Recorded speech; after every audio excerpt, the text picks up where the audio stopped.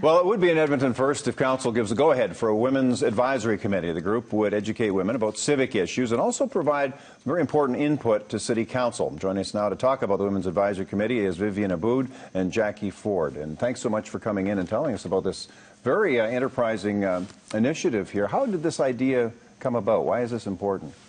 It was started by council. Former Mayor Stephen Mandel thought it was a good idea to involve women in our city more than they had been before. And there was a couple of symposiums across over maybe 12, 16 months. And lots of women showed up for those events. So we realized that there was a need for this and an appetite to have a committee. And now the new mayor, Mayor Iveson, and Councillor Esslinger are true champions of this. Embracing it. Yes, and the rest of the council as well. Vivian, what is it that you're going to bring to council here that's not there now? That's a really good question, because many people say that we've been talking about issues and barriers for a very, very long time. Now time has changed. Now it's a time to focus on action and to make a difference.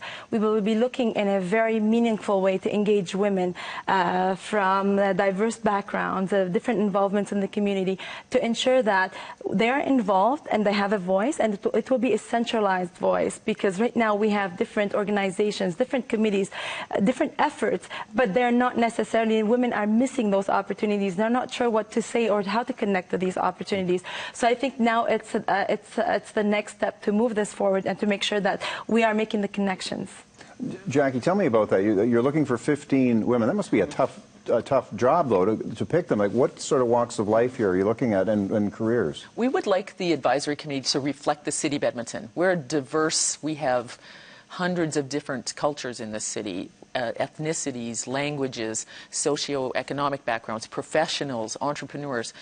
If it's possible, with only 15 women, we would like the committee to reflect the city of Edmonton. But it will be a tough job. I can imagine. Mm-hmm. And will there be a lot of people vying for these positions as well? I would guess so, yes. We've had about 25 to 30 women working on developing the bylaw, which went to the council yesterday. A lot of them would express interest, but anyone can apply to be on this committee, so it will be a tough decision. Will you also you'll be involved in, talking about issues and sort of directing ideas towards council, but will you be mentoring other women in the city as well? That's right. And I mean, the City of Edmonton, they've had that mentorship program to support women who are interested in politics. But there will be also an innovative way and a different way of ensuring that women, young girls, have the opportunity to be mentored and to learn, and also to share their expertise and knowledge. How do you go about putting together a model like this to know exactly what you should be doing? Because this could be the sky's the limit. You go to other provinces for something like this, or other countries? You could do both, actually. Yeah. There's lots of work through the United Nations on gender equity policies. And we actually spoke with the wonderful women of Vancouver, who have a women's advisory committee, and in Ottawa. So we linked up to them on the phone for some of our meetings, and they helped us understand their role within their cities.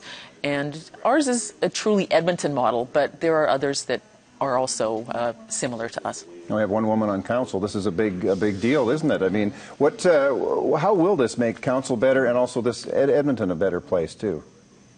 Do you think it's just going to be just because it's a better input into what council has to offer, and they'll be listening? Mm-hmm. Because it will be action-oriented. This is not going to only benefit the women of Edmonton or the women involved. It's going to benefit the society, because the barriers will be we will not be focused on the barriers, but we will know about the opportunities and how to make them accessible.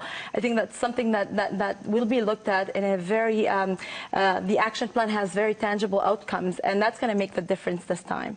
Thanks to both of you for coming in, and all the best on Wednesday, and best of luck. Stay in touch. We'll see how you do. Thank you, Gord.